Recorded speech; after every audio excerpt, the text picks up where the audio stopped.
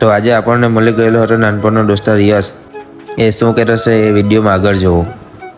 જય Shri Ram, good morning. તો આજે તો સવારમાં મેં નીકળી આવ્યો પપ્પાને ગાડી આપવા જવા માટે. ગાડી આપીને પછી મેં પાછો નીકળી આવ્યો કામ પર જવા માટે. તો આજે આવી ગયેલા હતા જલારામ ખમણની અંદર મશીન રિપેરિંગ કરવા માટે. મશીન રિપેરિંગ કરીને આવી ગયા પેટ્રોલ પંપ પર ડીઝલ લખાવવા માટે.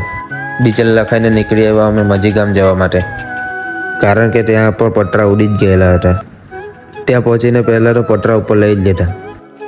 તો આ નિખિલભાઈને તો જો 3 પતરામાં જ ફાટી ગઈ.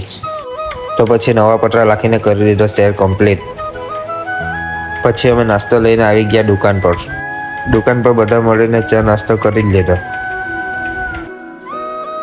તો પછી મેં નીકળી આવેલો હતો ઘરે જવા માટે, ને રસ્તામાં મળી ગયા આપણે નાનપણનો દોસ્તાર યશ.